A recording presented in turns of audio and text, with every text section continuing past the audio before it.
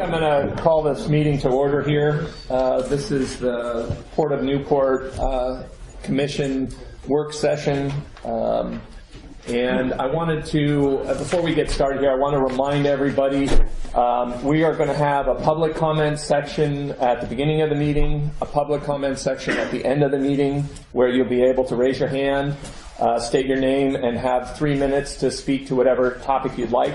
If you'd like to speak to a specific agenda item, please fill out one of these forms here. They're available right behind Terry and Aaron. This will allow you to, I'll basically refer to these so that you can speak to a specific issue within the agenda itself, as opposed to at the beginning and the end. So again, there'll be multiple opportunities for public comments at the beginning and the end. If you'd still like to submit or fill one of these forms out to speak in the meeting on one of the agenda items, please go ahead and do so now. We'll make sure that we work you in. Otherwise, again, you'll have an opportunity at the end. Okay? The first item here on our agenda is, in fact, a public comment section. So this will be our first round of public comments. So would anybody like to make a public statement? Yes. Please. Just state your name. And I'm Mary Bachman, and I'm here to talk to you all about House Bill 2284. I understand that you all have been talking about it already. So I thought that since I'm the author of it, that I would come over and have a conversation with you directly. Contrary to what some believe, 2284 is not a plot to eliminate the fishing fleet from Newport. It is, in fact, an effort to expand the operations here in Newport so that more people can take advantage of it. And I will tell you that I went to Greg Smith to help get the bill drafted and to work with me in drafting the bill because Greg has extensive experience working with small ports in his district with the Port of Morrow and the Port of Hermiston. And he understood sort of the dynamics of port operations in a way that I did not. And so he was very helpful in helping us get the bill drafted. We looked to the experiences and the roadmap that was laid out with the Port of Coos Bay. And the Port of Coos Bay faced a lot of the same sort of challenges that the Port of Newport has faced over the last few years, and just trying to figure out what do you look like in the next, in the next 10 years, what does the port look like? And part of the reason that we looked at Coos Bay is because it's a very similar community, very close knit, very tight. Everybody knows each other, and so it was that sort of profile that we were looking at to try and figure out what was the best way to help revitalize the Port of Newport. And that's the model that we used, was the Port of Coos Bay model. We also talked with people like Kevin Mannix, who's working on a short line rails to Newport, and all of the things that people are trying to do that were sort of disconnected, but everybody, all these people working to try and revitalize and utilize Newport as a shipping port, and gaining some knowledge about how to do that in the best way possible. And I looked at the history of the port. I'm a native Oregonian, so it's like Newport's been here forever. So what's the history? And in 1910, when the port was established, it was clearly established as a multi-use port, and an effort to broaden the base of the economy here in Newport, and to give people more options, and to give folks as many options as it could. And the Port of Newport is clearly part of the Oregon port system and needs to be a part of what we're doing. So anyway, so I'm here. I'll answer any questions that you have. thank you. Anyone else? Yes, and again, thank you for keeping your comments to roughly about 3 minutes for this time period as well. So please. Yeah. My My name is Judy Marins. I'm also working on the bill with Mary and the Longshore. We just wanted to, again, say we're certainly not trying to restrict the use of the port. The folks who already are making a living there, we just want to add to it. And to that end, in our bill, we've asked, which is House Bill 2284, we've asked that the governor appoint commissioners so that we can cover a broad base of industry and interests within the state. Naturally, the fishing industry would have a designated spot. The agricultural community is very excited about the possibilities of the report that they can use would be represented. The local chamber of commerce or small business interests, a labor union representative from the Longshore Union, and an at-large member of the committee. We've talked to probably half of the legislators during legislative days when presenting our ideas about this bill. And I'm proud to say that we have sponsors who are Democrats, who are Republicans, who are urban, who are rural, who are liberal, and who are conservative. It's a broad base of folks who think that Newport should make a contribution to the state, and to especially the agriculture and dairy folks. So we welcome and hope that we get input from the community, that we're certainly going to be very open about the hearings, as Oregon always is, and would like to have some productive, I guess, and helpful input from you. Thank you. Thank you. Would anyone like to make an initial public comment at this time? Yes. My name is David Olson, and I've only been here 2 years. But we moved here because it's a fishing community, and it's, in fact, I'm a retired fishery biologist. I've been a fisherman, a fishery administrator on the Regional Fishery Council. And in the last several decades, fishery communities have really been under attack and displaced by things just like this. And Newport is the 20th largest fishing port in America. Its landings last year were almost 53 million pounds. The multiplier on fishing landings is about 3. So that's $150 million that's contributing to the Oregon economy. And I am not in favor of what has been going on in the fishing communities. And anything that displaces the fishing community here in Newport, I'm opposed to.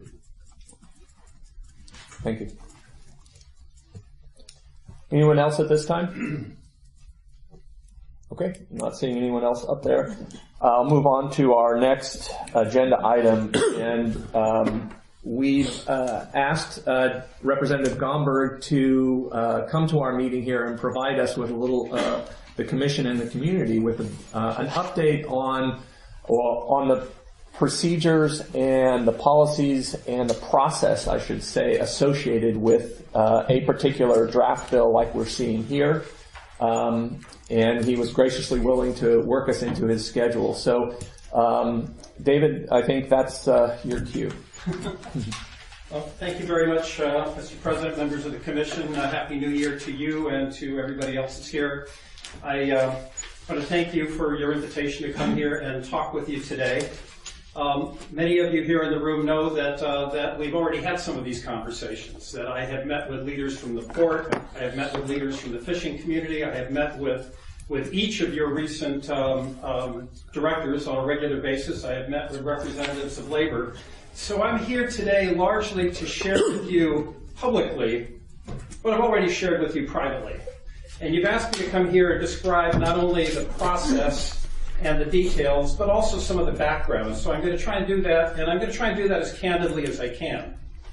And I don't expect that everybody here is going to like everything that I have to say to you. I don't think that everybody here is going to agree with everything that I say to you today. I've got some questions of my own, but you asked me to give you my sense of what's going on, and so I am going to do that as best I am able. And it's unusual for me to work from notes, but I wrote some notes this morning because I got a lot of ground that I wanted to cover, and I didn't want to leave anything out. And the first thing I wanted to stress for everybody's benefit is to say very clearly, this is not my bill.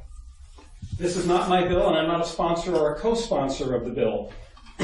The second thing I want to share with you is something that I have said on a regular basis, and that is my priority here regarding the port is to protect existing industries and existing jobs, and then to look for opportunities for more jobs and more industries. But the priority is existing industries, protecting what we've got, and then looking for new opportunities. And the third thing I want to share with you is this should come as no surprise to anybody. I've read stories saying that we were shocked to learn of this new initiative, but it was almost a year ago that the legislature was meeting in Salem, and the Coastal Caucus had 4 meetings.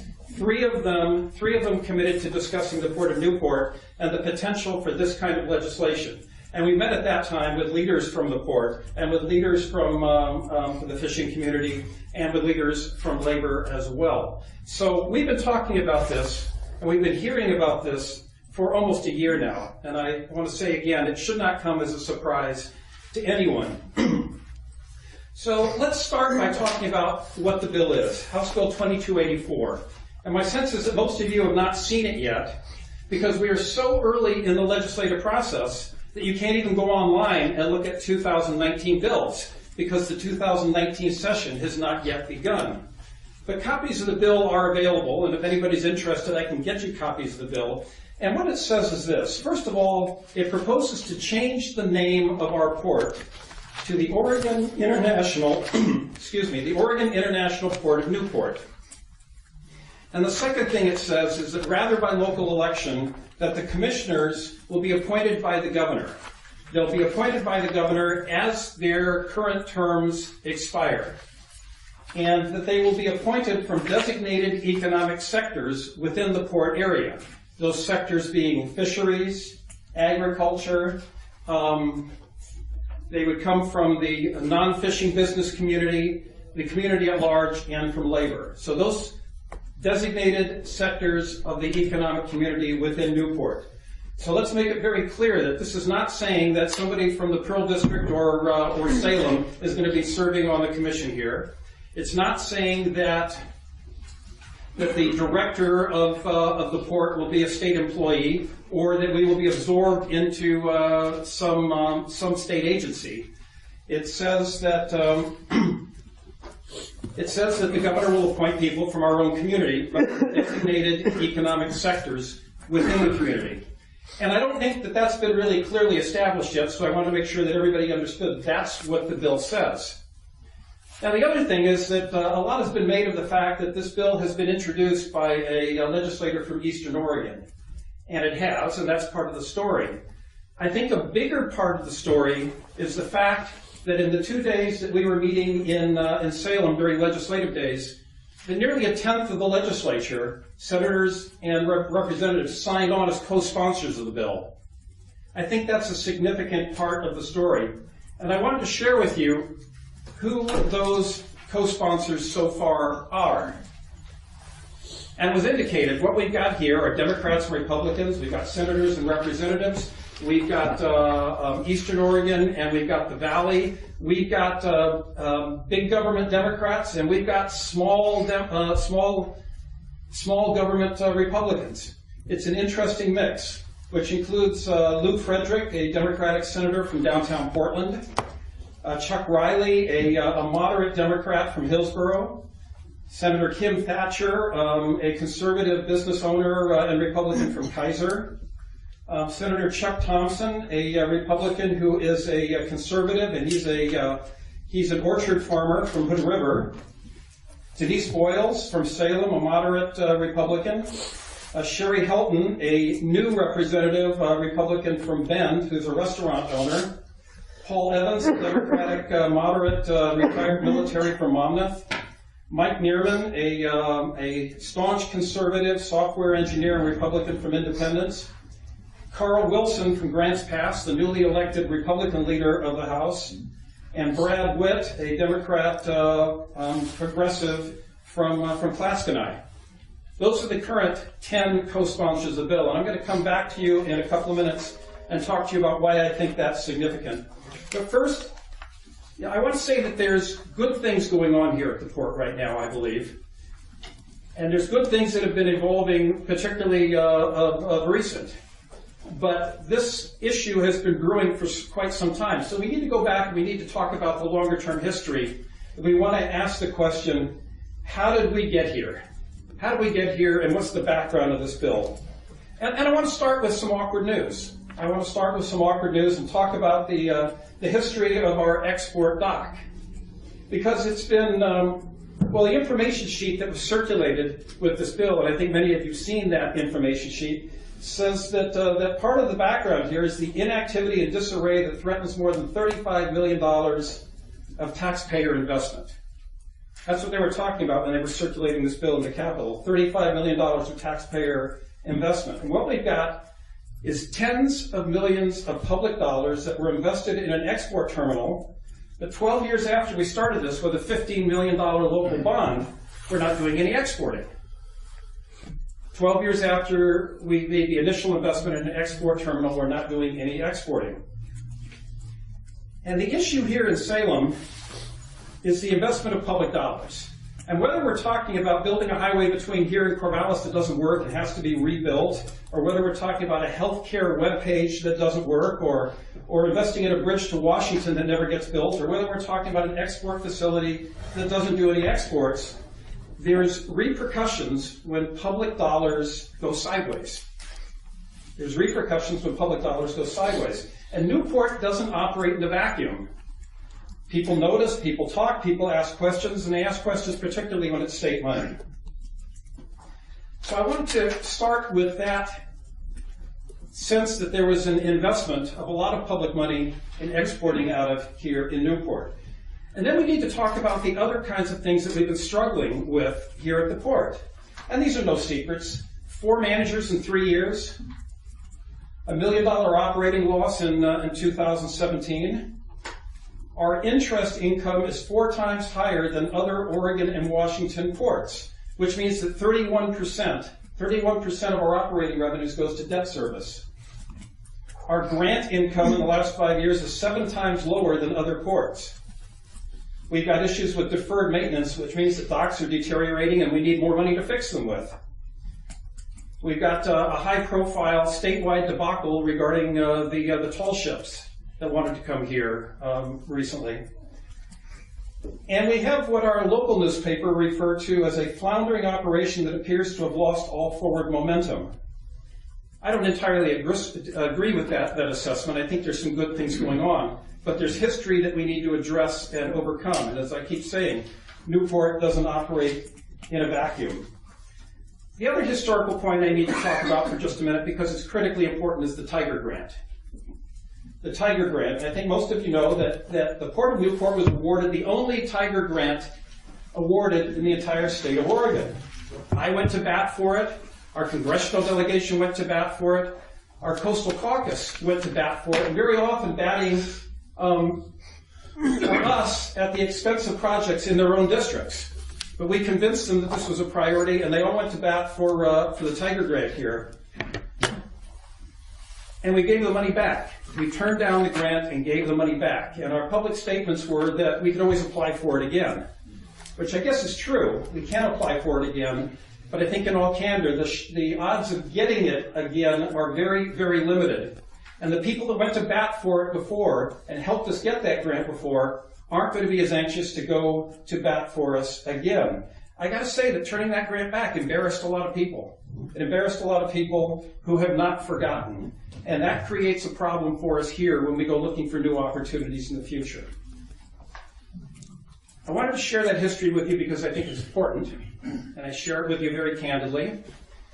But I also want to talk about the other thing that's circulating right now, and that's about potential and a vision for what other people around the state see potentially happening here in Newport. You know, the Port of Portland is, well, let's start with this. Oregon is an export state. We're an export state, but we don't have any ports that we can ship containers out of. The Port of Portland is struggling right now to get any traffic as the industry for container shipping has changed and shifted from moderate-sized vessels to these mega vessels that just can't get up the Columbia River to the Port of Portland. And they've begun to put a few new contracts together, but woefully short of where they were previously, which means that all of the products that our export state produces are going to California and Washington to be put on those large vessels there. My own small business doesn't bring any containers any longer, but we were doing that as recently as 2 years ago. And when the change came at the Port of Portland and our products had to come in through Tacoma, we found that it was costing twice as much money and twice as much time to get our products to us. And meanwhile, our hazelnuts, our Christmas trees, our grass seed, and even our rogue beer is being loaded on trucks which clog Portland highways on their way to export docks in Washington. Eastern Oregon wants their products to get shipped out of Oregon. The Willamette Valley wants easier and cheaper shipping, and Portland wants less traffic congestion. Should I say that again? Eastern Oregon wants to ship their products. The Willamette Valley wants to send their products and find a way that's cheaper and faster to get it done, and Portland's frustrated with all the big trucks that are clogging their highways. And somebody gave these people the idea that we could bring these commodities to Newport over our new highway and load them on barges here at our new export terminal. Who gave people those ideas? We did. We did when we went out and tried to sell them on the idea of investing grant money in our export terminal here. Again, I don't expect you all to like this news. I don't expect you all to agree with some of the details, but you asked me to come here and tell you what I see and hear in Salem, and this is the perception in Salem right now. So that's where the bill came from, in my opinion, and that's why a tenth of the legislature, all kinds of legislators have signed on as co-sponsors. Let's talk about where it's at and what the process is. First of all, I need to tell you that it's very, very early in the 2019 legislative process, because the 2019 legislative session hasn't even begun yet. We're going to go over in 2 weeks just to get sworn in, and committees are not even going to begin setting hearings until late in January. Give me just a sec.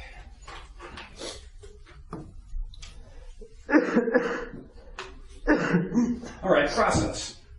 When a bill is introduced, as this bill has been introduced, it's delivered to the Speaker's office, and the Speaker then decides what committee to send it to.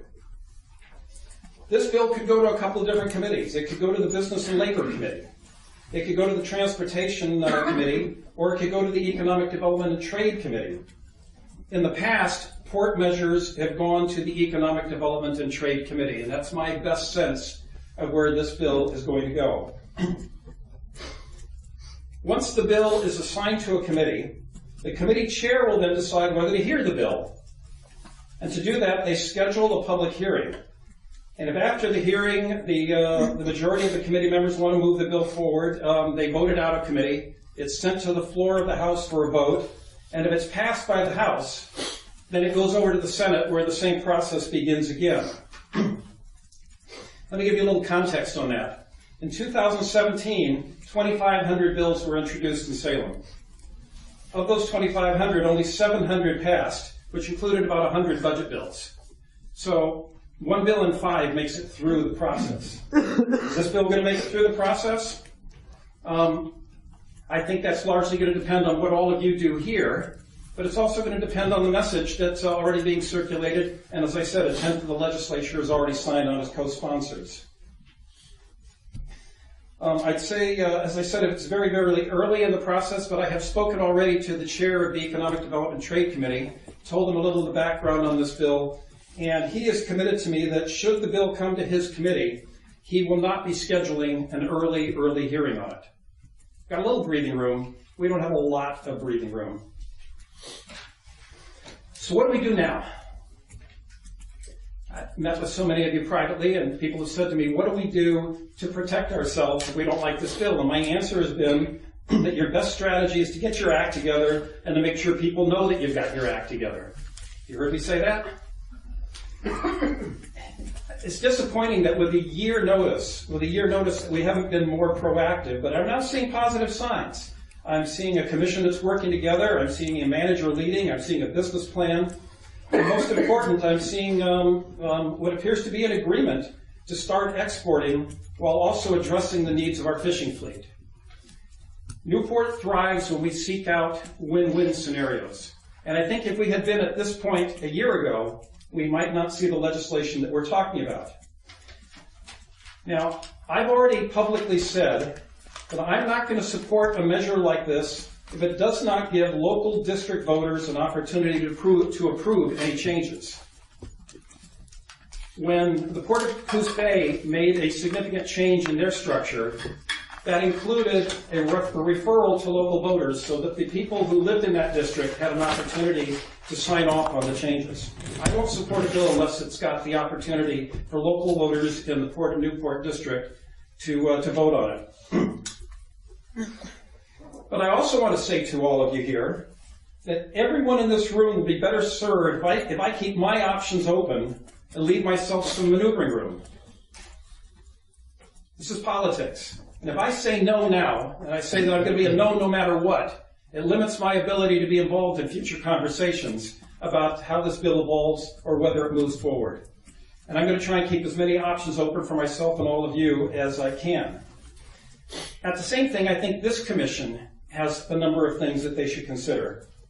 First of all, I think that you've got a duty to help people understand really what this bill does and what it does not do. And it's my sense that it's too much a hostile takeover as a restructuring of how our local commission is selected. I think you also need to consider if this change will make it easier to acquire state funding. Because there's a reason that our grant requests have not been getting approved lately, and as I said earlier, we're 7 times worse off than similar ports around Oregon. Will this change make it easier for us to get the money that we need here to do so many new things? I also think you should consider whether this change will facilitate the forgiveness of your sizable debt. If you want to get some of your debt written off, will making this change make it easier for the state to forgive some of the money that you currently owe? And as I said earlier, 30% of the revenues we're currently bringing in right now are going to debt service, so that's not a small question. And most of all, I think you need to consider what will make the Port of Newport work. How do you protect existing industries and then find opportunities for new industries? You need to weigh the opportunities and the costs and decide whether you're simply opposed to any changes or you want to propose amendments that will help and support the port. And whatever you decide to do, I will be there to help you do it. Our local newspaper said that this measure was a wake-up call. I'd like to think we're already awake and we're already paying attention, but I've outlined where the process is right now and some of the background that's going on. We need to get our act together, which I think we're doing, and we need to make sure that people understand and know that we've got our act together. So that's an overview of where we are right now. Senator Roblin is out of state right now. I think that he would have liked to have been here with me, but I'll be happy to answer any questions that you or anybody in the audience might have. Yeah, thank you, David. Appreciate that. I think what I'd like to do this is have the commission, if any of the commissioners have any questions, they can certainly, now would be the time. And then we have some comments from the public also that have submitted these forms, if we can go through that. But Jim, I'll start down there. Any questions that you have at this point about policy and procedures and the way this thing is going to move forward? I don't know if I have any questions. You were very thorough, both in background and process, so at this point, I'll reserve questions. Mm-hmm. Sarah, anything? I agree with Jim, too, that it was good of you to come and good of you to be very frank with us. And I guess my only, because we need to get our act together, how will you be able to help us navigate Salem? I'm going into my 2nd year, never did it, have a lot to say. I just want to say it to the proper people at the proper time. And can you help with that? Certainly. I'd be happy to help. I am intent on helping this commission as I always have been. So let's talk about a couple of options there. First of all, I've made reference to the Coastal Caucus. I mentioned all the people that have co-signed on this bill. No member of the Coastal Caucus has signed on to this bill. The Coastal Caucus is a group of legislators who are both senators and representatives, Democrats and Republicans, all of whom represent coastal districts. And they meet on a regular basis when we are in legislative session or when we are having legislative days and everybody is in Salem together. I think the next step would be for representatives of the commission to come and join the Coastal Caucus at one of their morning meetings and give them an update of where you are, particularly where you have come since your last meeting with them last February. Let's start with that. The next first step would be that we find out where the bill is assigned. What committee does it go to? And you're going to want to go and meet with the chair of that committee. Outline your interest, outline your concerns, share with them any questions, and more importantly, hear what questions and concerns they have. Meet with the chair of the committee. I'll be happy to join you at that meeting, and we can outline where we are and get a sense at that time of whether they plan to schedule the committee, whether they're just going to put it in a file and forget about it, or whether they're going to wait later into the session.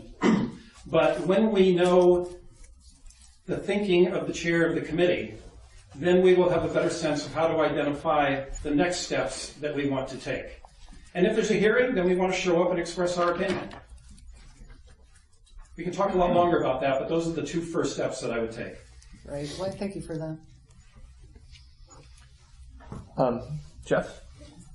So are there any other bills or potential bills dealing with the Port of Newport or other ports that could have similar impacts?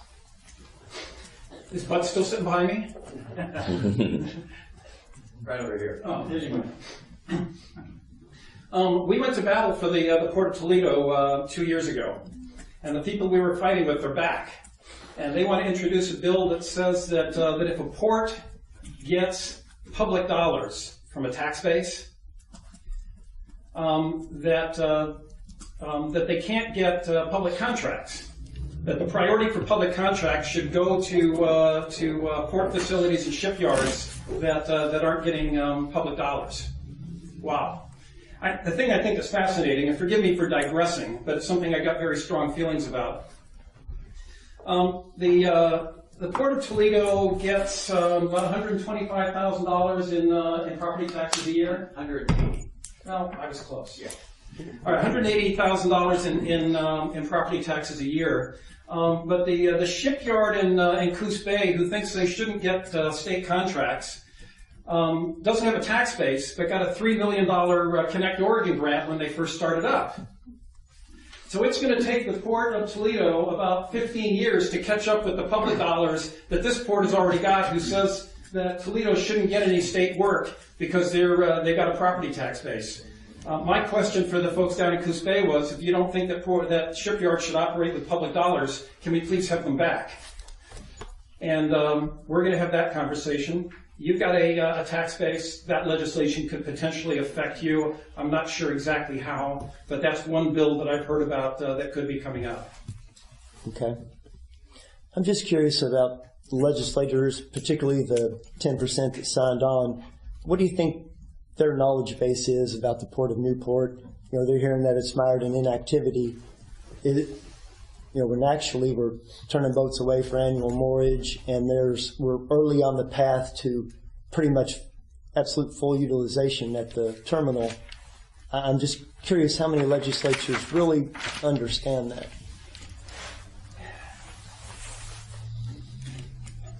Yeah, I love your point.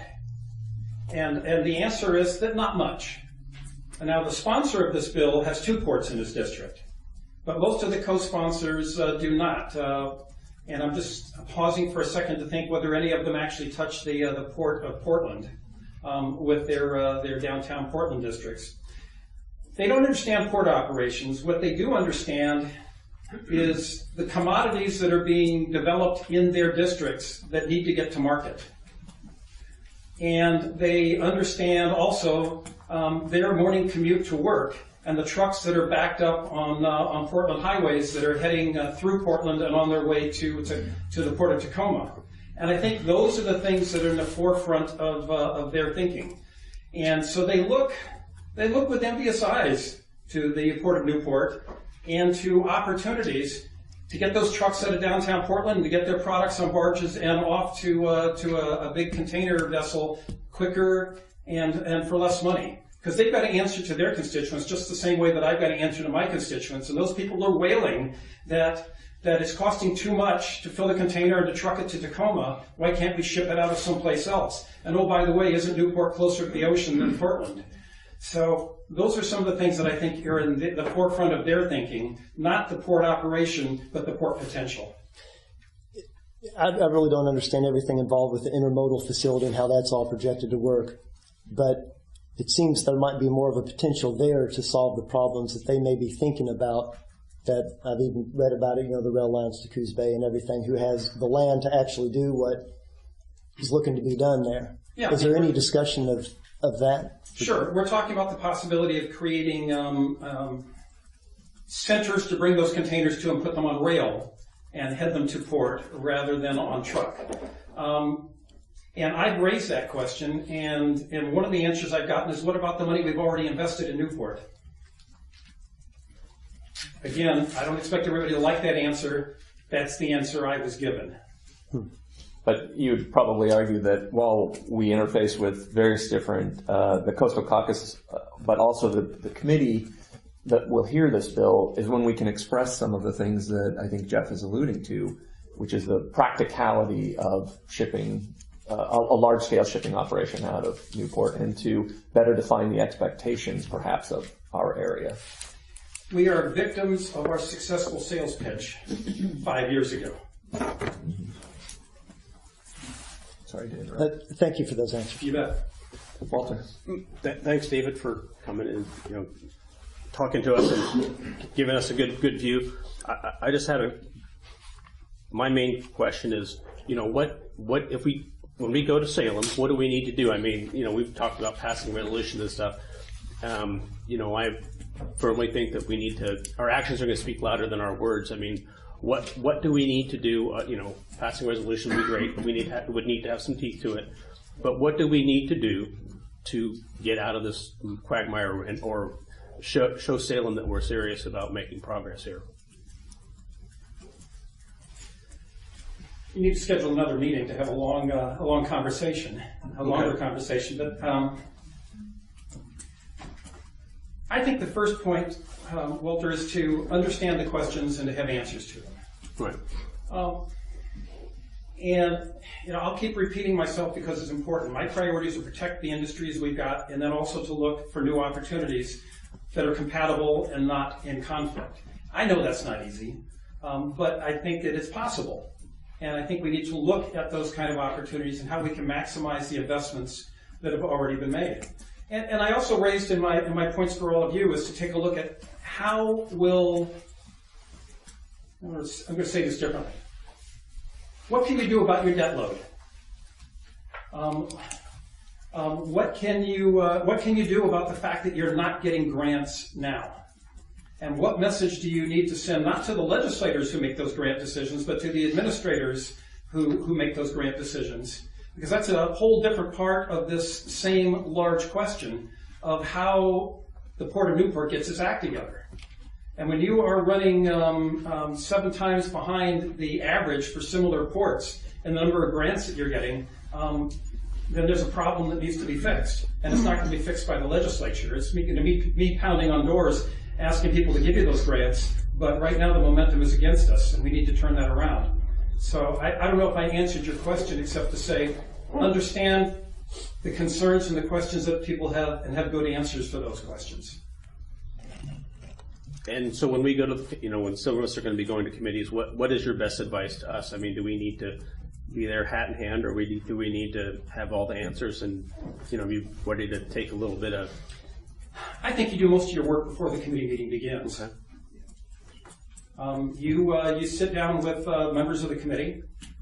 You sit down with the chair. Well, you sit down with the chair, then you sit down with the members, then you sit down with the chair again. But those decisions, I'm pulling back the curtain here a little bit, folks. Those decisions are largely made before the work sessions begin.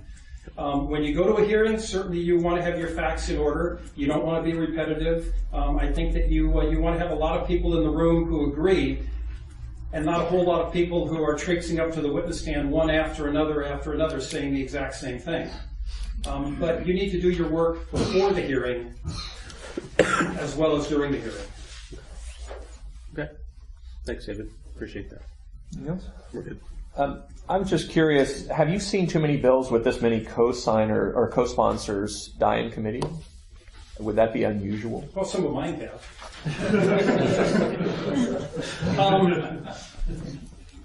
I would say that having a broad selection of co-sponsors gives the bill more credibility and more momentum. It certainly does not guarantee forward movement on it. Mm-hmm. Is that an answer? Mm-hmm. Mm-hmm. And no, I think that was one of the questions I had. I think most of the commissioners have asked and you've answered my questions. At this point, I'd like to go through, unless the commission has any other comments or questions, I'd like to go through the people who have submitted the requests to speak on this particular issue. So, yeah. And if there's anybody else that came in late, if you'd like to speak right now to this, please fill out one of our forms. It'll just take you a second and I'll make sure that you get into the mix. Right now I'm just going to go through the items that have been submitted. We're out of form. Oh, no, I'm saying there's no more. Oh, I'm sorry. So we're good. We have plenty of forms. And I will remind folks as well that this is less of a question and answer period at this point. It's really an opportunity to make comments, as is typical of our meetings. You're certainly welcome to catch up with folks after the meeting on your own. Right now, I'd like to go through the list. The first form submitted was from Heather Mann from MTC. Heather, again, state your name. Thank you, Mr. Chairman. Members of the Commission, my name is Heather Mann. I represent the Midwestern Towers Cooperative. MTC has 28 large tall vessels that are members. The majority of those are local boats that are home ported here. We've been the primary users of the terminal for the last 30 years or so. We've been engaged in this process for a long time. Not so much this immediate process on the legislation, but on looking at what shipping can work out at the terminal. There's this perception out there that somehow MTC killed the deals that were being considered before. I wish we had that kind of power. We don't. Those were bad shipping deals that were being considered. Flat out bad deals that hurt the port and import. So we didn't move forward with them. I don't think legislators really understand that. Legislators are upset that we returned the Tiger Grant. Were we supposed to take it under false pretenses? I mean, what we heard from the staff at the Tiger Grant was, we applaud that you're not taking it under false pretenses. You are not ready to go, and you shouldn't get this money. The fact that we're 7 times behind in getting grants has more to do, or something to do, with the fact that some of the legislators who stuck their necks out and went to bat for us are pissed off about it. They're embarrassed about it. So now we're suffering. We can't get money for Fort Talk 5 because they're embarrassed that this grant got turned back. We need to move forward, not backwards. Taking that money under false pretenses should be what's more embarrassing to people than anything else. The fishing industry supports bringing in shipping that doesn't displace us. We are worried. Proponents of the bill can say that this doesn't threaten fishing. It absolutely is a direct assault on fishing. Look at the makeup of the commission that they're suggesting. Basically 2 seats for shipping, labor, and then someone from agriculture, with only 1 for fishing. We generate at the terminal close to $500,000 a year in revenue that goes to the port. Beyond that, we contribute millions into the economy. We contribute millions up the river at Bud's shop with the work that we're getting done there. We're attracting other boats to come here and go upriver to support the investments the state has made up in Toledo. So this is an assault on fishing. And it's not just an assault on us that use the terminal, it's an assault on anybody who's fishing in the port. We have 15 acres up there. 6 of it's developed. You have a traffic study that says you can only have 50 log trucks a day up and down over here. We haven't even heard from the people that don't want any log trucks coming and going. This is not a mega shipping facility. So we'll stay engaged, we support, we'll talk about this under the next agenda item as well, but we are flat out against this. This is a hostile takeover, it's not a restructuring. And we hope that the commissioners will stand up and be strong and we'll support you. For elected officials to think it's okay to say a local election doesn't matter and your votes don't matter is outrageous. Thank you. The next comment is from Steve Beck. Steve? Yeah, I'm going to sit if that's okay. I can speak. Yeah, that's fine, of course. I was going to speak on another subject, but I wanted to touch on this because there's obviously some issue with Salem and us turning back the Tiger Grant. I was on the commission and for a year, and on April 26th of 16, the GM at the time, Kevin Greenwood, said we lost the Connect Oregon grant, and he was going to look for some other grants and wanted approval by the commission to look for a $2 million loan. So we had originally started with $6 million in grants, and after losing that one, it's down to $4 million. On July 26th of 16, Kevin Greenwood said, it looks like we're going to lose the EDA grant.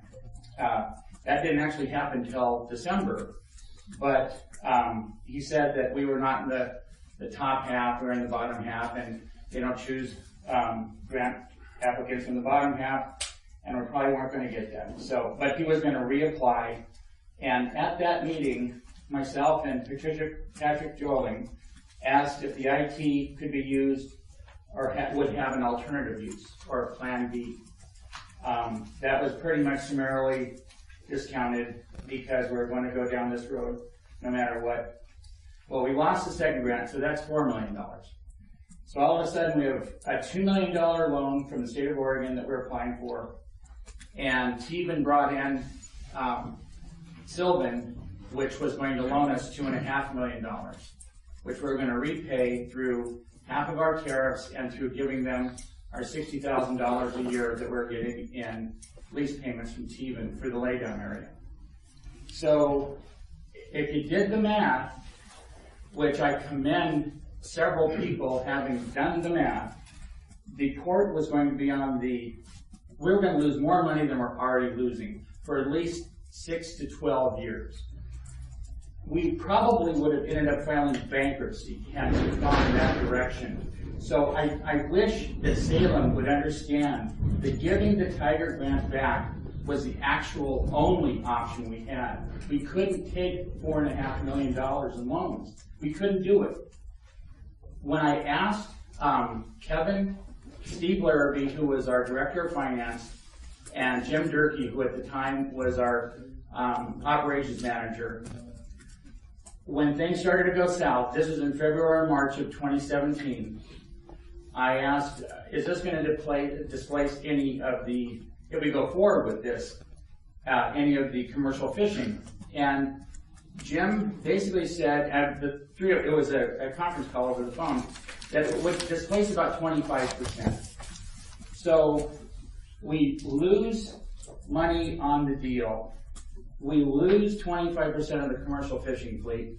You know, how could a commissioner vote yes on a deal like that?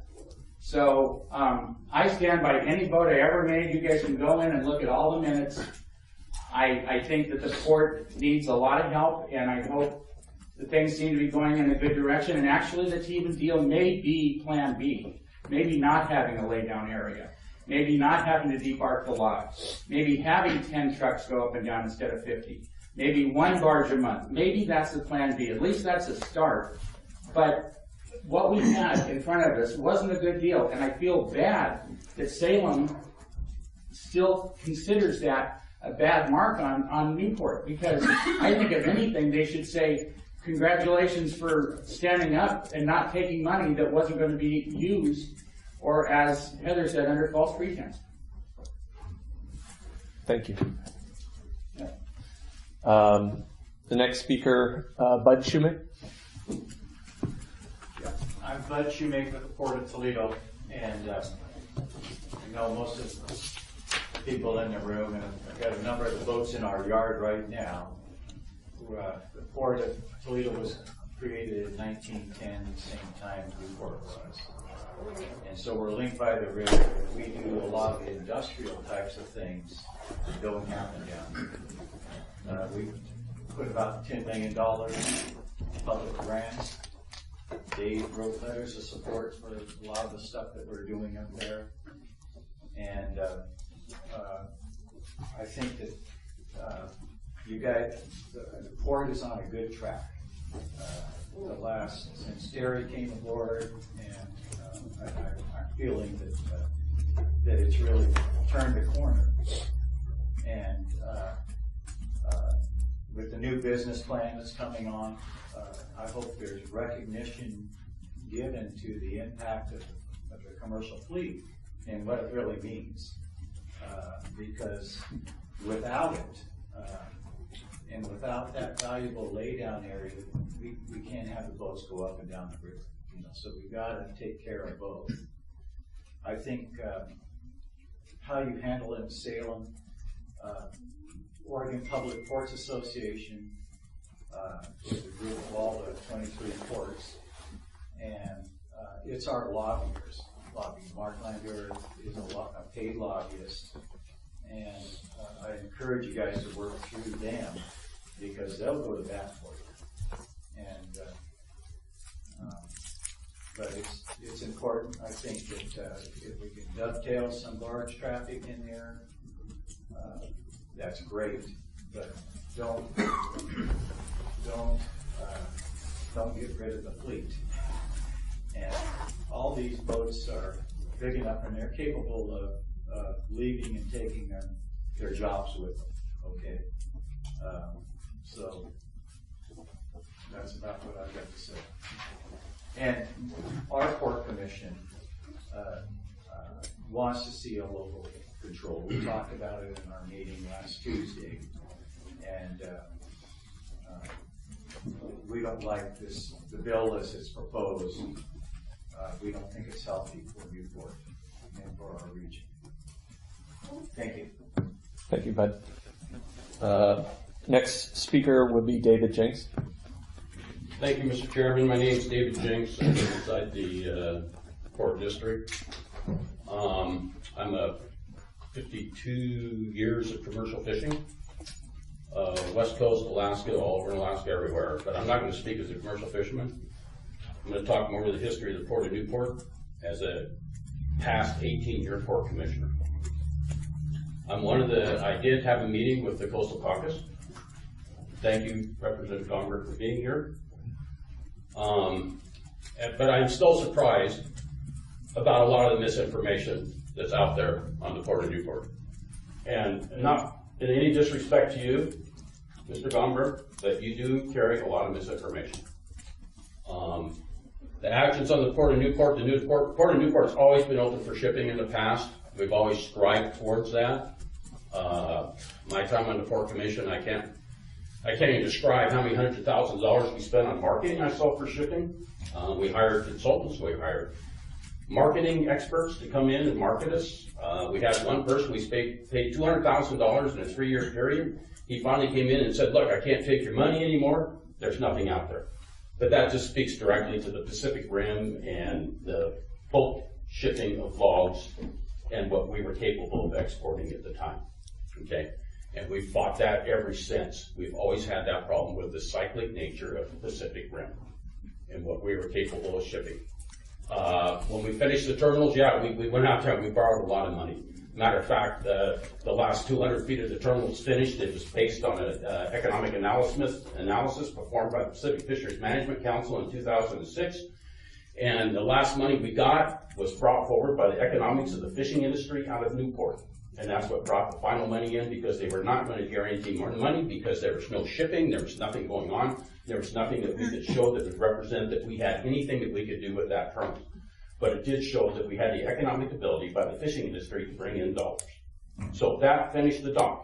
And that's not saying that ILWU or the longshore industry or any other industry didn't have any input into it. They did. They brought in a lot of transportation dollars. There was a mismatch of dollars that came in from everywhere. But it's paying back so much to the state of Oregon and to Lincoln County and to Newport. It's incredible. But during that time, even before it was finished, we started discussions with Hancock. Was it Hancock, Walter? Yep. Yeah, Hancock. We started in the lease negotiations. We were quite a ways along the way, you know, and they were going to come in, they were going to develop, and that's the one problem with small ports is a lot of them have land, but they can't develop it. They don't have the money to develop it. And if they can't get grants or funding or any other way of development, a lot of times they have to rely on a private business to develop it. And when you do that, you put yourself in the position of having to face the demands of that private industry. And when we met with Hancock and we were dealing with this lease, we were almost done with it. And what happened? The log market tanked.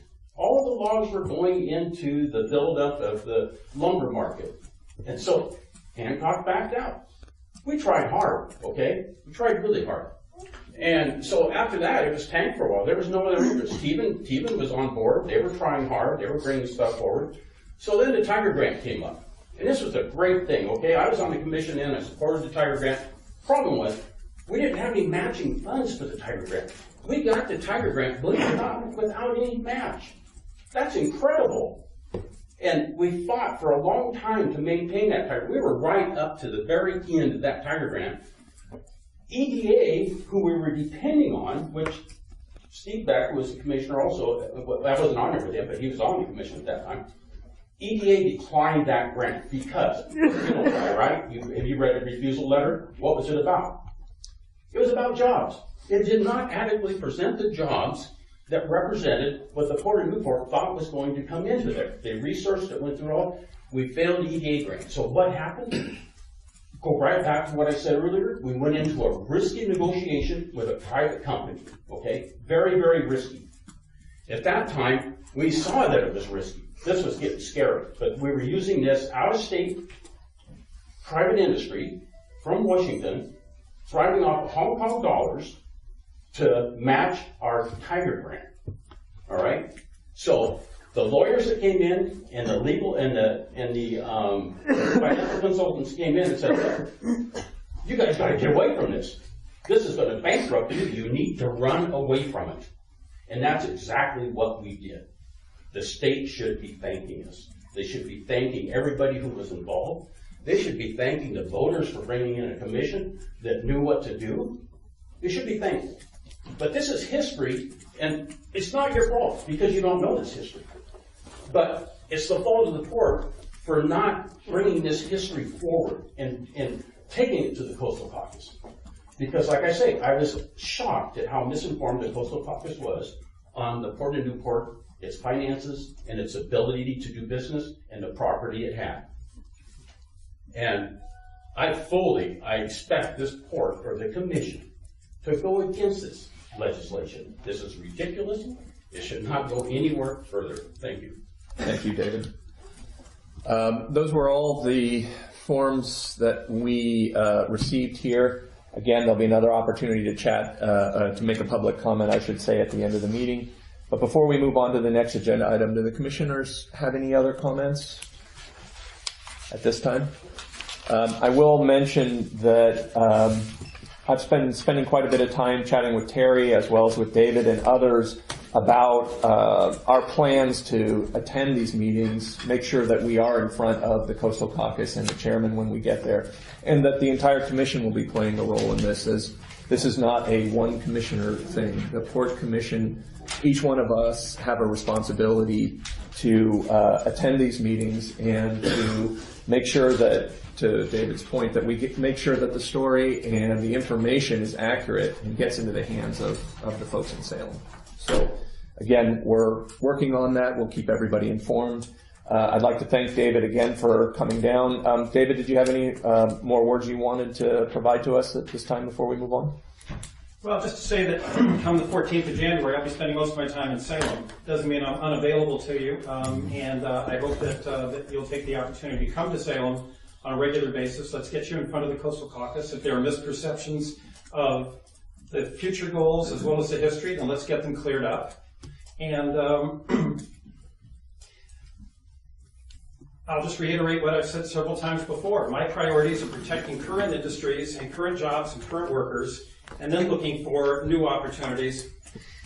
And while I need to keep my options open and say, if I'm going to be part of the negotiations on this bill, that I'm going to be hard-pressed to support anything that takes away the right of local voters to decide how their local enterprises are managed unless they get an opportunity to sign off on it themselves. Thank you. Thank you again. All right, let's move on to our next agenda item, an update on the proposed shipping operations. Terry? So, I've updated you a couple times just via email, and I thought it was best to bring you up to date with a report at the meeting. And so you've heard a lot of this before, but let me just bear with me as I go through it. And I just want to reiterate, this is still a very high-level discussion with Sean Teven, and we really are awaiting his team's response to the information we've provided them. So I don't have a lot of details and answers to very specific questions, but I'll give you what I have. So about 3 weeks ago, actually it's maybe 4 weeks ago now, Aaron and I both received phone calls on separate days from Sean Teven, President and CEO of Teven Brothers Land and Lumber up in Astoria. And Sean was interesting. He was sort of in a feasibility conceptual discussion with us, indicating that he hadn't even really shared this with his executive team yet. So he's kind of brainstorming through these conversations, and he described what he wanted to talk to us about was starting a log barge operation out of the international terminal here. He described the operation as a fairly small shipping operation with one log barge per month, and no more than or approximately up to 10 trucks a day per day per month, delivering logs to a laydown space at the terminal. And when they would unload them, they would scale them, band them, and then bunk them over the course of the month in a laydown space.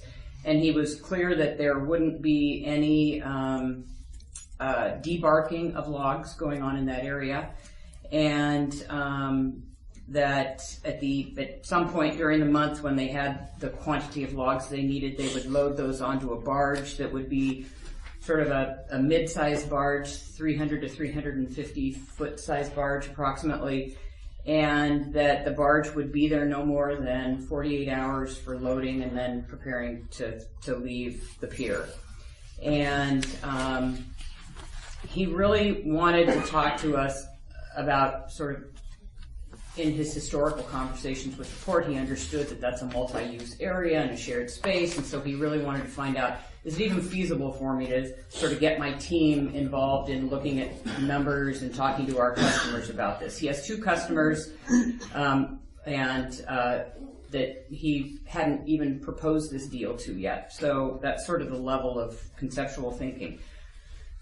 So Aaron and I talked about the feasibility. Aaron spent some time talking with Don Moon, our supervisor out at the terminal, and really trying to determine if this was the sort of operation that we thought we could accommodate. And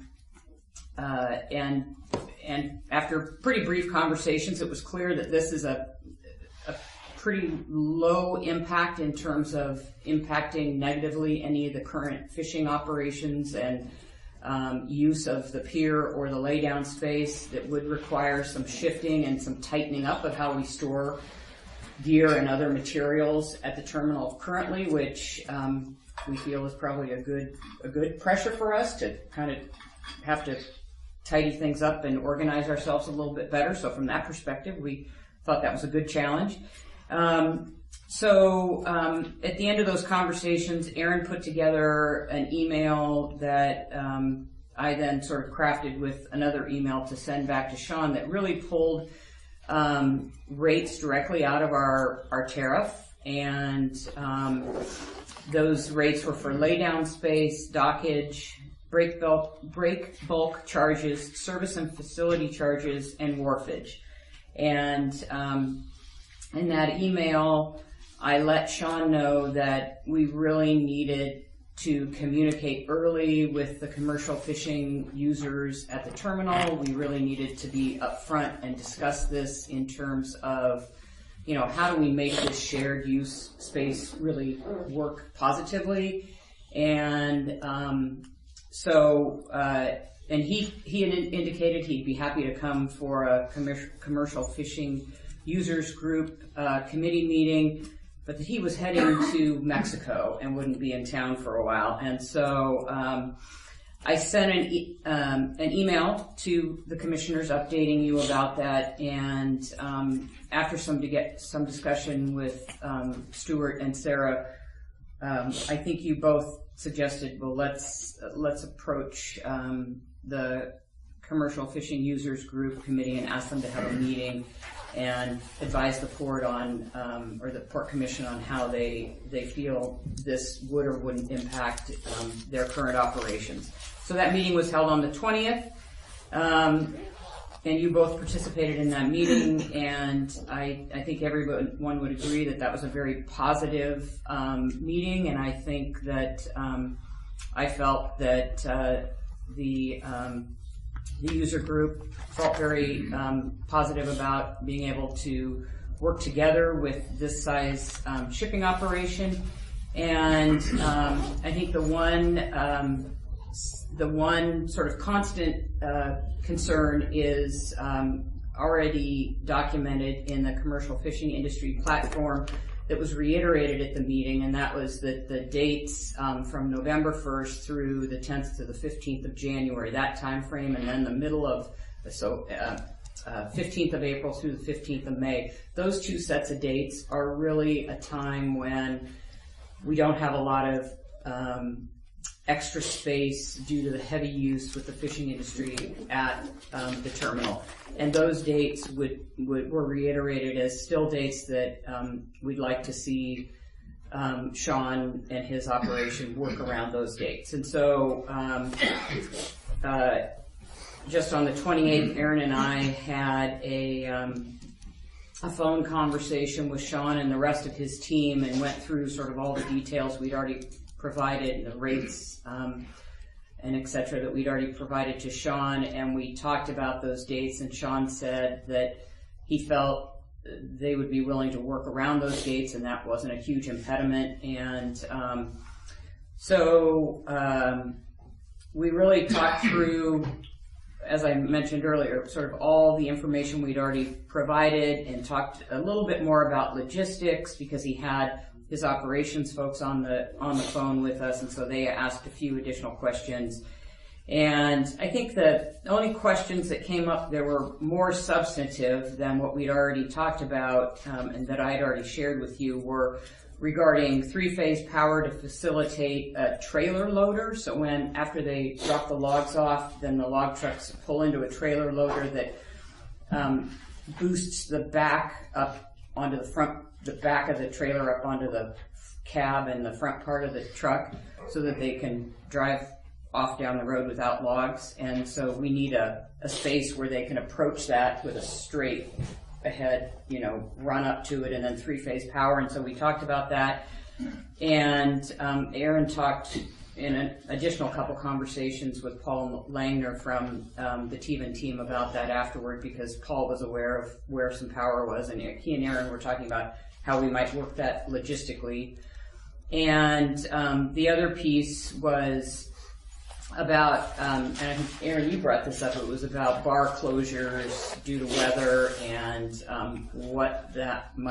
how that might create a difficult situation for the barge getting out, and if the barge is at the pier longer days and costs associated with that, and how we might communicate with the Coast Guard about this, if this deal went through, how we might coordinate with them about being a little more sensitive about bar closures related to shipping operations.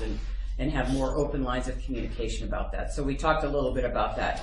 And really at the end of that meeting, Sean let us know he was going to be out of the country for another couple weeks, and his team would be putting together a financial pro forma based on the information we had provided. They would be meeting with their 2 customers to determine if the customers felt that this was a financially feasible operation for them to engage in with Tevan.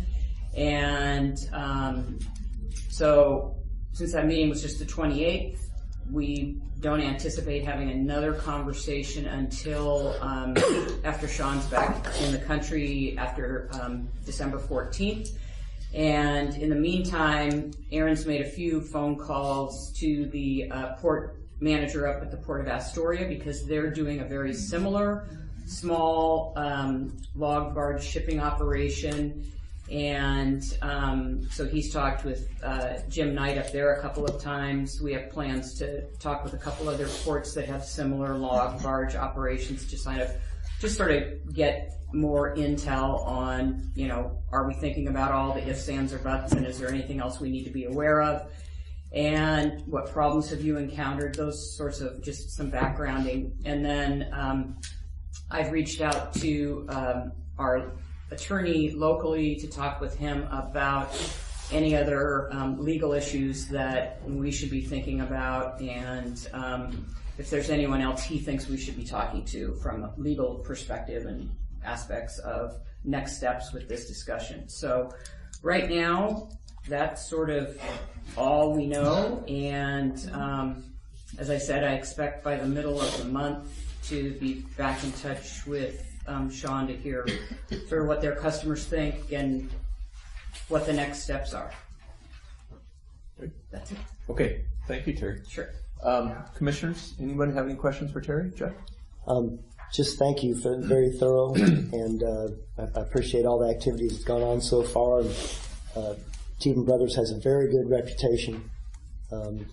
Just heard very good things about them as a company, so I appreciate Sean Tevan reaching out to the port.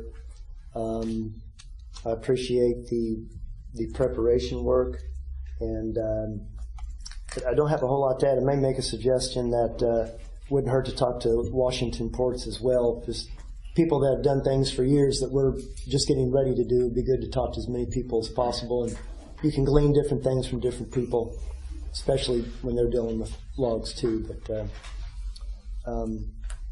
I really don't have any questions. I just look forward to seeing what comes next, and pleased that there's general optimism from all parties about this. So thank you.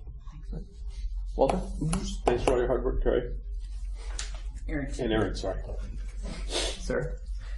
I just echo the thank you for your hard work, but I also so much appreciate the transparency. I mean, even if you have a little bit of a discussion about something, you let your commission know, and that's awfully appreciated by all of us. You're welcome. Yeah, thank you, and great work with the fishing user group. The fact that we've identified potentially 8.5 months that we can work around each other to bring in more revenue, and I look forward to the pro forma when that time comes to see what this might mean dollars and cents wise. Thank you. And I think as a commission, we may want to think about our availability. We'll have to look at what January looks like for possibly another work session if we get the information back from Sean, as well as we have a couple other topics that are some time sensitivity to them that we might want to consider a special work session to go through. Again, not only this, but a couple other issues. So keep an eye on your emails, because I see another work session where we can discuss this a little more openly again. So okay, thank you for that. We did have a request to speak on this topic. Heather Mann from MTC. Thank you, Mr. President, Commissioners. Again, Heather Mann, Midwinter Trawlers Cooperative. I'm also the chair of the Commercial Fishing Users Committee. And for people who aren't familiar with that committee, it's made up of all the commercial users in port. So whether you're down at Port Dock 5 or if you're buying fish off the dock, processors are included, as well as shoreside services. And the committee was enthusiastic about this conversation, partly because of the transparency, partly because you had indicated that Sean was interested in working with us on some dates that we use the terminal, where the last time around that was a no-go. When Teva was working with Sylvan, they said that does not work with our business plan. We can't accommodate those dates that you need the terminal.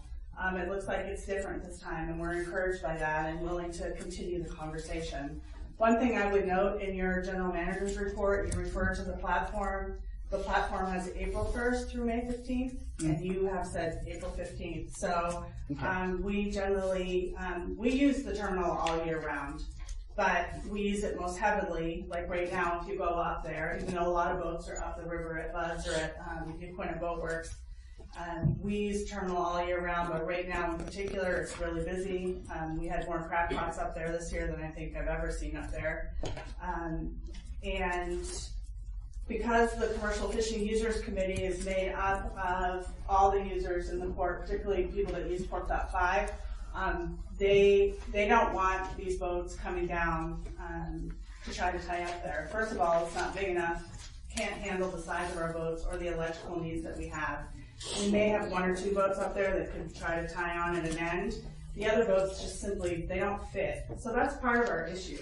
We're local boats and we don't have any place else in the port that can accommodate us.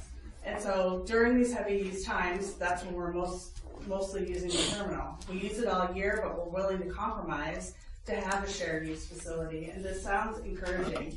What they're asking for is more than half of the laydown space that we currently have, I believe. It's 3.5 acres is what they need, and that would basically be cut off from us, and they'd be loading up logs there throughout the month. And we want to try to work with that and see if we can. We still have a lot of questions, but we're willing to keep talking it through and see if we can work something out. But we need space to be able to work on our nets. We need the trucks to be able to get into the meal plant, the storage stuff. I mean, one of the reasons we were so encouraged is because Aaron and Don Moon said, we think we can make this work without displacing any commercial fishing activity. If that can happen, then that is a total win-win, and we're totally supportive, and we're at the table to help make that happen. So that's really all I have. Thanks. Great. Thank you, Heather. Before we jump into the final public comment section, the commissioners have anything else they'd like to add before we jump into that? Okay. Great.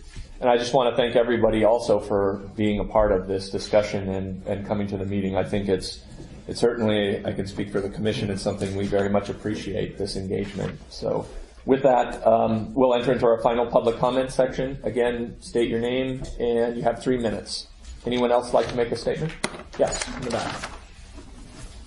Trace Boucher, longshoreman, have been 31 years, and also a lifelong resident of Newport, Oregon. I'm second generation longshoreman here. We have a lot of longshoremen who are third and fourth generation here. I don't know whether to be pissed off or just laugh my ass off. This thing started back in 2006. You came to the voters, asked the voters to pass bond. Bond's very explicit in what it says. For some reason, this so-called group has decided that they don't want to do shipping. I don't know, for years, over 75 years, the longshoring, the shipping, the fishing, and everything that went off in this port, well, insisted it all work together. I guess what I'm upset about is that I'm not for a bond. I'm not for a bill to have the state come in and take over this port. But on the other hand, as a taxpayer, I'm tired of being told what I'm going to do with my port by a small conglomerate of midwater trawlers. And that's what this is. It isn't the local fishermen down here. It's the midwater trawlers. I went up to a meeting in right here and sit down with Sylvan, Teevan, and the rest of the shippers that wanted to come in here and ship. Midwater trawlers said, we got to have 3 months. We went up, sit down, and met with all the people in the game. Sylvan said, sure, I'll give you that time. Came back, it wasn't enough. Nothing's going to be enough for this group to allow shipping to come back in here. Nobody's running the fishermen out. I don't think there's anything ever been said about running the local fishermen out. Nothing. All I know is that I'm being taxed on my property for something that's never gonna materialize. If it wasn't, you shouldn't ask for it. You shouldn't have went to the voters and asked for it. I've heard people stand over here and say, well, the voters aren't being listened to. Hell no, we're not being listened to. We took a vote back in 2006 to do shipping. And if we're going to do a history lesson, Mr. Jinks, let's do a history lesson. I was one of those that came down here along with Mr. Yale Fogarty and dropped this thing into the port's lap. Don Madden was the port manager at the time. You didn't go out and solicit anything to do with shipping. We brought it here. Then they moved forward. So like I said, I don't know whether to be upset as a taxpayer to think that the commission up here is not doing what the voters said in 2006. You've done everything you can to run shipping or any other thing out of here, other than what the midwater trawlers wants. You talk about hostile takeover. All right, hostile takeover, all right. You basically told the voters to go stick it up your hiney. You guys do what you want to do, but obviously fishing and what we're doing here isn't cutting it. It's just not doing it. The port's in the hole. You've got more infrastructure costs that could go out than what you've got coming in, and there's no way we can pay this debt. None. You can't even pay the debt off back to the state of what you borrowed. Be careful what you ask for. You asked for those dollars for the shipping. They just didn't throw them out to you. You asked for those. Then when it came time to put up, you said, oh, we don't want none of that. I don't know what you're going to do, but to come back to me, the taxpayer, and ask me to bail you out of this, no. You've had the opportunity. You still got the opportunity. People are wanting to come in here and ship. This garbage about running the fishermen out of this port, I don't know who the heck started that, but that's never been, from day one, has never been. You've made it that. That's all I got to say. Thank you. Yes. I'm Terry Thompson, ex-county commissioner as of 3 days from now. The fishing industry, as you saw it in the past, is not the fishing industry of the future. These boats are growing extremely fast. The industry is growing extremely fast. A boat that was 100 feet long before, and it was only maybe 30 feet wide, is now 50 feet wide and 120 feet long. These boats cannot fit in any other place except for Newport. You look at the example of what's gone on where the state has taken over Coos Bay, but now look at the fishing industry. They're not growing. This port has grown dramatically. So if he's accused David Jinks of not telling the truth, if anything, he's not explaining how big this industry is growing. Look at the investment by Pacific Seafood. That's millions of dollars they've spent here locally because they have the fleet here. Astoria is a great port. It's grown in the fishing industry too. But most of the ports on the coast have not grown in the fishing industry and developed the economy that's here today. This story needs to be told over and over again about what this fleet really does and how it's growing. And part of the reason it is because of the money that was spent by the state. It wasn't just to produce export items, it was to produce a port that would work together and develop not only export items, but the fishing industry. The fishing industry keeps growing, and the port I see is a group that's willing to sit down and make the export items happen. Don't shoot the messenger. This thing can happen. The bill is a poor bill. It should die. Thank you. Anyone else like to make a public comment? Yes. I'm Cheryl Harlan on Class Radio. I'd like to ask the Commission to consider immediately the hiring of former Commissioner Terry Thompson into a position for 2 years into the Port of Newport. He is someone that we know, he understands the he can relate to the longshoremen, he can relate to the commercial fishing industry, he can relate to the legislature. I don't know Terry very well as a person personally, but I know him as an interviewer that I've had on the air for many times. And I just encourage you not to wait. You have a lot going on, as Representative David Gomberg has told you. You are working with highly intelligent people, and the women that have come here today, they obviously have some concerns that I think former Commissioner Terry Thompson can help pursue and to move us forward in this community as a living, viable partner. Thank you. Other comments? Yes, Yale. Yale Boreal, I would like to reiterate that this is not an anti-fishing. I've grown up in this community. I'm a lifelong resident, 32-year long-term, 31-year long-term. Cabbage 10 years before that. Some of the fishing community has direct ties to the longshore industry and vice versa. And so this is not an anti-fishing bill in any way, shape, or form. It never has been. I've worked intricately with the Port of Newport up until now to try to get this thing built and to try to make it a multi-use facility. I too was in the meeting with Sylvan, and I did hear them say directly to Kevin Greenwood that they would set aside the November through December, January dates for shipping when they were here. That's hindsight now. We need to work forward. What happened yesterday doesn't need to happen again tomorrow. That's what's huge here. I think David, everyone would agree with that yesterday is yesterday and tomorrow is tomorrow. And hopefully you guys look at it as well. But this port needs shipping dollars in the lowest way. If you look at the history, shipping has paid for the maintenance and stuff in Fort Knox 5 and 7 and many of the facilities. The shipping was the thing that paid the bill. If you go back in history 15 years ago, shipping ended because of a dilapidated dock, not because of the lack of shippers or product to ship, but because the dock failed.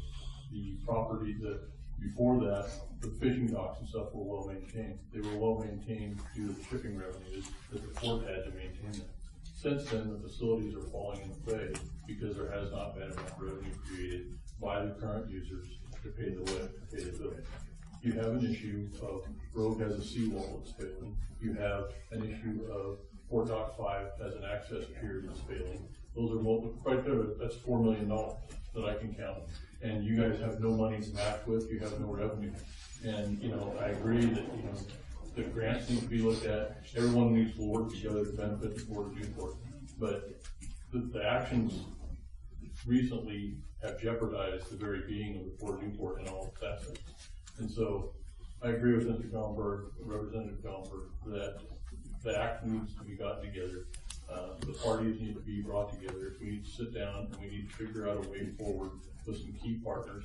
Hampton's in the room today. I think with possibly a group between Port of Newport, ILWU, Teeman Brothers, and maybe other parties, other lumber shippers, that this could become a lumber hub instead of a log hub. That would make it easier for the fishing fleet, and it's a lot cleaner product, and it's a lot simpler to staff. And I think working together with the state and try to utilize our Highway 20 that's been rebuilt, we can put a lot of people to work with good family wage jobs. And I've heard a lot of discussion at the city Newport level and at the county level about low-income housing. I maintain that this area does not need low-income housing. We need high-income jobs. We need jobs that can afford to buy a house and go to the grocery store without assistance. A job that needs assistance is not a job. That's my opinion. And so I'm for the workers, I'm for the families, and somebody needs to lead this frickin' bus. And that's what we're trying to do, is we're trying to create a bill that creates a leadership and gets the bus going in the right direction that can put it to work for everyone. This is not anti-fishing. I have friends that fish. I've grown up around fishermen. I have the utmost respect for any and all fishermen. Let's get it to the table. Let's sit down. Let's find some key users, because we're not going to ship everything for everybody. Let's get it to work. Thank you. Coming in the back. My name's Kurt Conklin, fisherman. Been around here a little bit part of my life anyway. I would ask you guys to go slow and easy, because anything that you do ship out there will displace fishing. As a matter of fact, you can't talk. Whether the trade-off is worth it or not, then that's something we need to decide as a community and do that. The reason I say it'll displace fishing is you already have the fishing industry's grown. Terry talked about it. A 50-foot boat today is now what an 80-foot boat used to be. I mean, look at the Prospector now; it's wider. The docks can't hold it. The facilities down here, we can't do anything. South Beach went to NOAA. Can't do any boat work there now. We used to put our nets over there in the lot in South Beach. Now the rogue's there. You can't fish out right there and work on it. The only places left in the port is right up here at the terminals. And it's not big enough to handle most of what we do. We ship that off to Seattle and other places that are bigger. We did all our boatyard work and shipyard work out in Coos Bay or Portland forever. With this up here at the terminals, now we can stage our stuff. And Toledo's been able to do that. We've been bringing boats back and doing that. There's quite a bit of money going into the community by doing that work. If you take anything away, and I know you're talking about a little window, you take that away, part of that goes away, and we have to ship it other places or do something. So anything you're going to do up there will impact the fishing industry at some point. We have a fish plant that just got bought by another company. And instead of buying that, they have to double their production. They were doing about 30 million pounds a year. Now you get 60 million pounds a year. We have boats tied up here, chilling on fish and doing things. So, not saying it should be looked at. I'm just saying, understand what we're doing. Don't start moving these pieces around and affecting people. And you will, if this is a matter of fact. It's whether the trade-off is worth it that you're going to come out on the other end. I can go more about the history of the port. You guys all know it, but this is the last place. We can't do the work. We can't do our stuff in this place. So it's either that or it's another community. Like Yale, we all went to school here, or we've all been here for a long time. We don't really want to go to another, community. Multi-generations, and so that's why we're here today. Thank you. Thank you. Other comments? Yes. Mr. Lambert, Rick Beasley of the News Times. I heard Mr. Gonberg describe a situation where there's a lot of pressure from Portland to get the trucks off and from ag interest in the Willamette Valley and Eastern Oregon. Have these people contacted the port about shipping, and have they been turned away? That was just my question. Well, this isn't necessarily a question and answer, but I'd encourage you to chat with Terry and Aaron after the meeting, and they'll certainly be able to answer that. Yeah. Anyone else? Yes.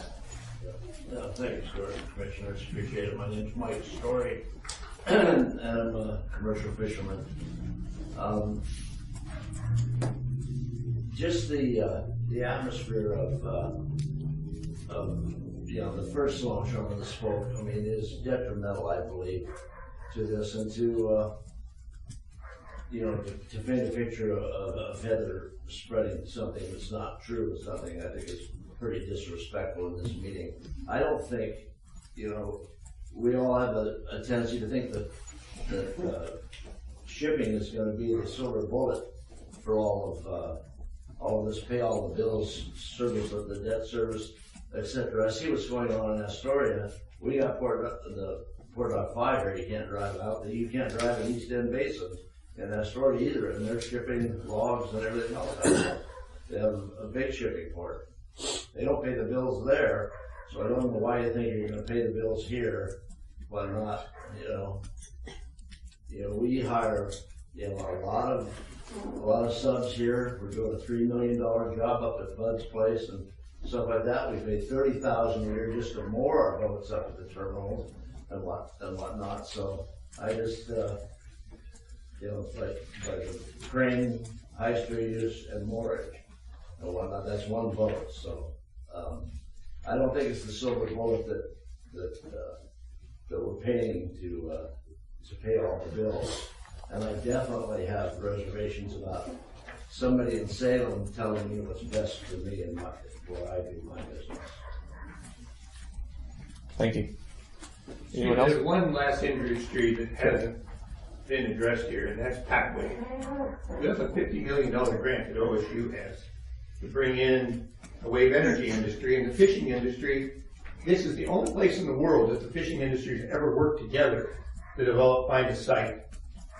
And I think it'll happen. I'm pretty sure the grant's there to the DOE, and I haven't heard one conversation in the room about that potential industry that's going to wind up on the terminal too.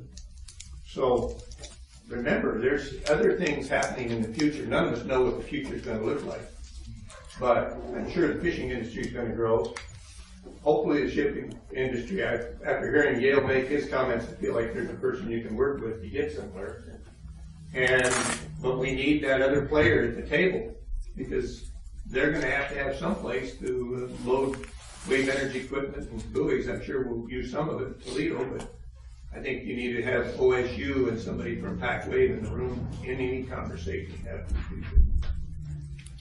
Thank you. Yes, David. Just a quick comment. This is on your forward progress.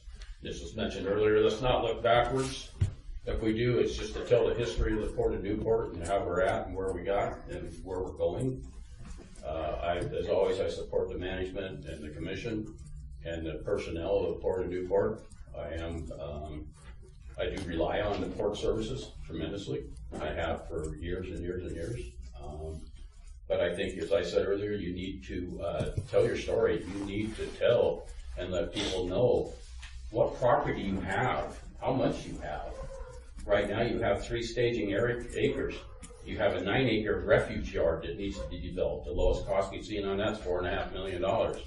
Nobody's interested in coming forward and doing that. So right now you have 3 acres. We had a general manager that went around and sold something he didn't have. And that's an embarrassment to the Port of Newport, and it's something we're gonna have to live with, but he didn't have what he was selling. So hopefully we can get by that, but I think forward motion, what you're doing today, I'm proud of what you're doing. Keep up the good work. Thank you. I have one last comment. Yes, please.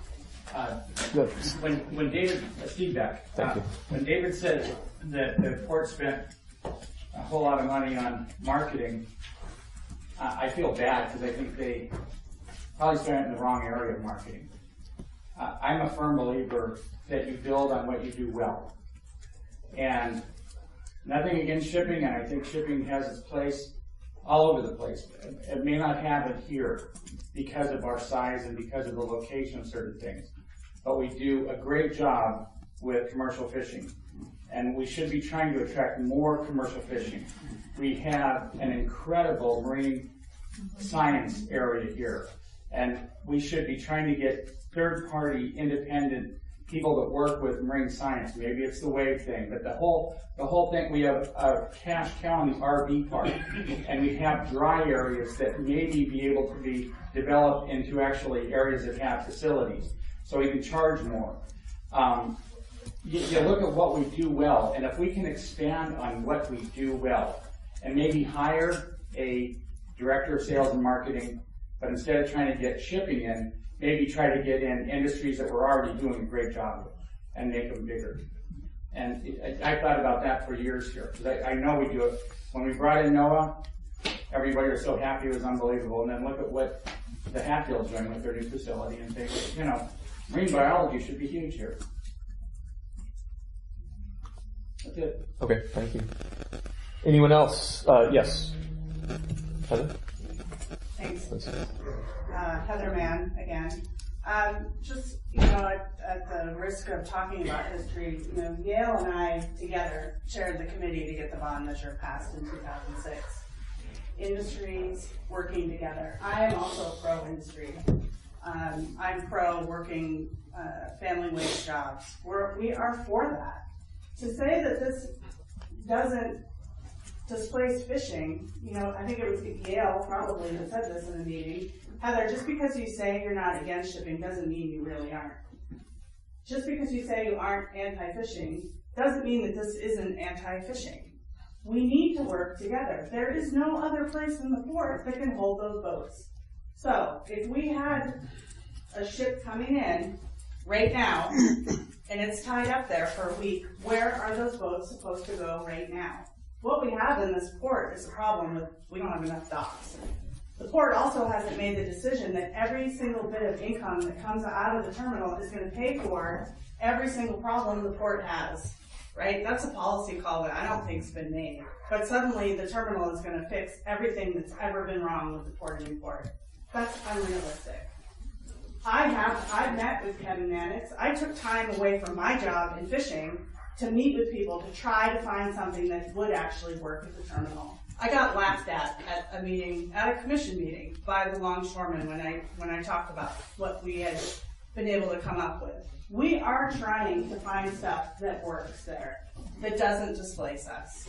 To say that MTC or mid-large trawlers is in charge, if we were in charge and had that much power, we wouldn't all be sitting here right now. This would be a moot point.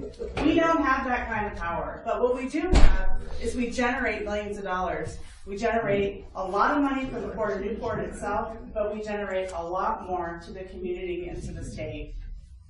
We want to see shipping come out of there, but we want to do it together. We need to work together to do it. So I really appreciate this meeting and the chance for everybody to talk this through. I think there's a lot of work to be done. The port has changed its course. I mean, there was no place to go but up, but they have. They have gone up. And we need to support that. What's going on with this bill undermines everything the port has done in the last 6 months. We need to fight that, support the port, find something that works up there, and work together. That's all I have. Oh, Happy New Year. Great. Thank you, Heather. Would anyone else like to make a public comment? Yes, Rex. Rex Capri, lifetime resident in Newport here and commercial fisherman for 51 days now. I've been kind of following this whole process here with the port, and I just want to point out that it's my belief, and I think it should be everybody's here, that this port, or any port, belongs to the citizens of that port district. And all of the citizens of that port district, and whatever is done at that port, should represent the best interest of all the citizens of that district.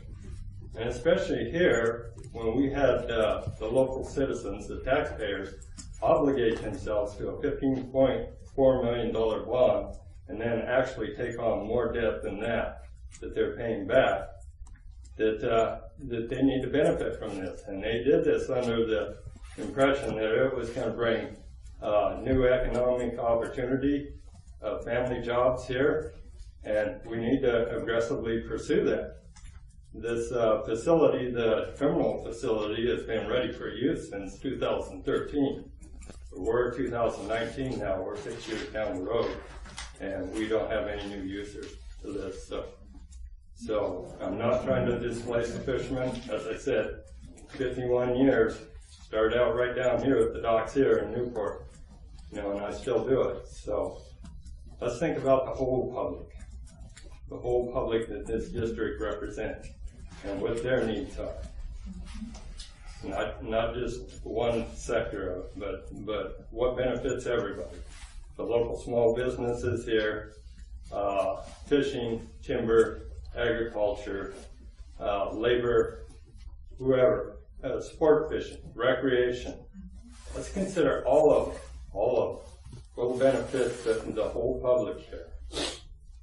And that's what I'm asking, that you place that first and foremost in your progression forward for this port. Thanks. Thank you. Anyone else at this time like to make a public comment? Anyone? Again, I appreciate everybody's comments and feedback on this. I think it's been a great meeting. And with that, at 1:45, I'll adjourn. Thank you.